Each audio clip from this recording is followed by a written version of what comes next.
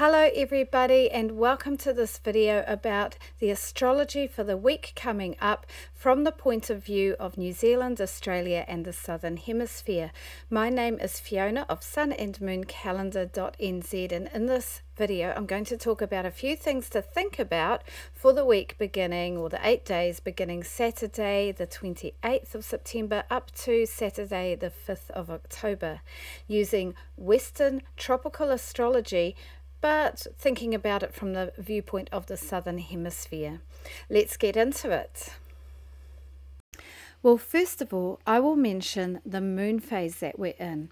Up until Thursday, we'll be in the waning balsamic stage of the lunar month, and that means the moon's getting smaller and smaller, moving closer and closer to the sun in the morning sky. So you'll see it before dawn in the morning, becoming a smaller and smaller crescent or slither of light, and eventually Wednesday, Thursday, Friday we won't see it at all, because that will be the new moon with the eclipse. During that balsamic phase, it's time to finish things off, the last few things, and start bringing our energy down. It's generally not such a good time for starting new projects unless you're feeling really called to do that. And definitely through the 3 days or so over before and after the new moon and the eclipse, that's a time to just pause and go inwards, have some quiet time. Firstly, I'm going to mention the trines that we've got coming up over the next week. Overall, this is forming a grand trine, like a triangle shape, between Saturn, Mars and Venus.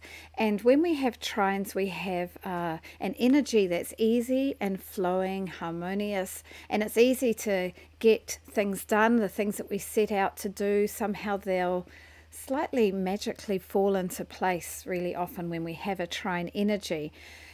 Normally a trine is just between two planets or points, and it is just 120 degrees between them, but with that new moon we have a grand trine between Saturn, Mars and Venus.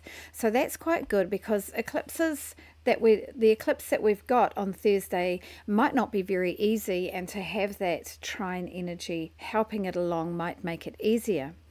So you might notice some ease and flow. We've got Mars with its masculine energy, its principle of taking action and moving forward, being decisive. And we've got Venus, which is about being harmonious, diplomatic, negotiating, keeping the peace. And it's also about the pleasures in life, like love and money, sensual comforts, good food, good wine, enjoying life.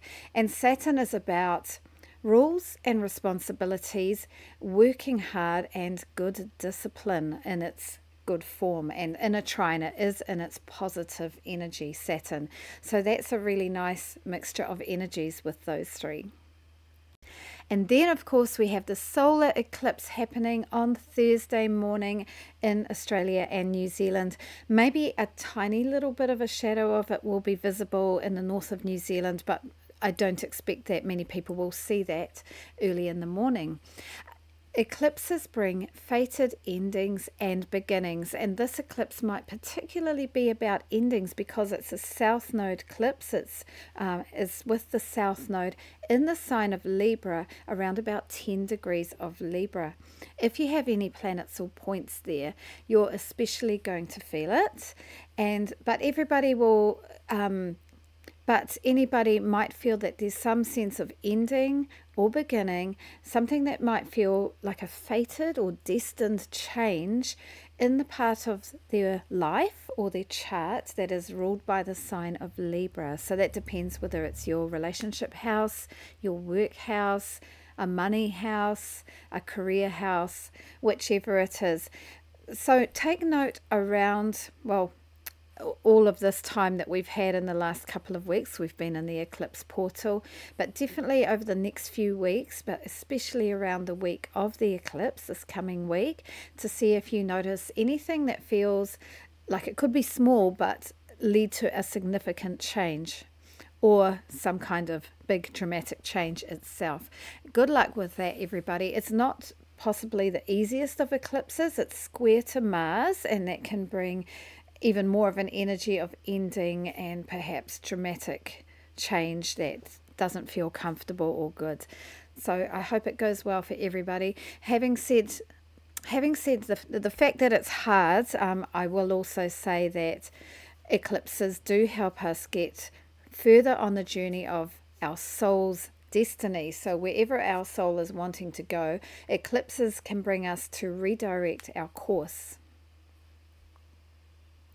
This is the chart of the eclipse, the solar eclipse in the sign of Libra, and you can see, okay, so there you can see the sun and the moon together, and this is almost exactly conjunct Mercury as well. So there could be some kind of eclipsing or confusion with communications or short distance travel or learning. And you can see there that's the south node, and when the sun and moon meet or are opposite each other near the south or the north node, which is on the other side there, that's when we get an eclipse. So you can see that's at 6 degrees, and the sun and moon are exactly together at 10 degrees. So that's why we're having an eclipse. Okay, and just looking down here, there's Mars at 15 degrees of Cancer, and that is square to the eclipse. So that's a tricky energy. You see the red line there? That's showing that those two have a difficult connection. And then we have the grand trine here. We've got Venus in Mercury. We've got Venus in the sign of Scorpio. We've got Saturn in Pisces, and making a triangle with Mars again. So that might ease things with this eclipse. I hope so. Okay, some other aspects going in this week. Not quite as many as last week, but it's enough just to have that eclipse, of course.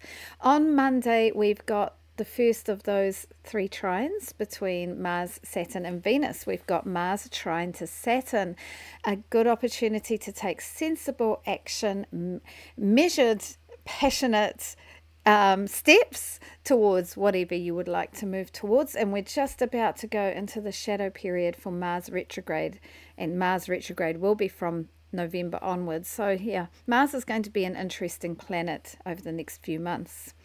On Tuesday, the 1st of October, the Sun and Mercury are conjunct, and this is kind of the culmination point of the Mercury cycle.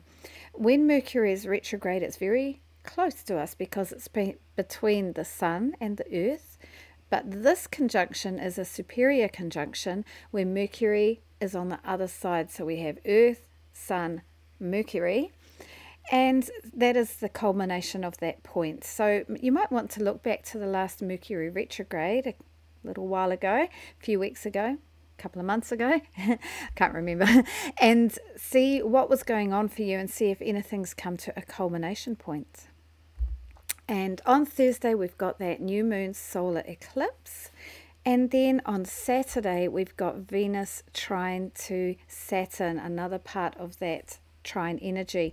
On the Sunday afterwards, we've got the other one. I think that's the Venus trine to Mars. So there's some nice energy that weekend with that trine.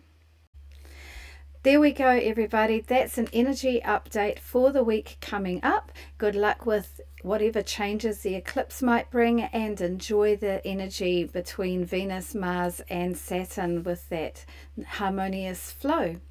Remember, if you'd like to pre-order a calendar for 2025, go to sunandmooncalendar.nz, and this is what the 2024 calendar looks like. And the next one, 2025, is going to look even more amazing because it's professionally designed and illustrated by local Nelson artist Jazz Robery, who has done a really lovely job. Hei kona rā, ka kite.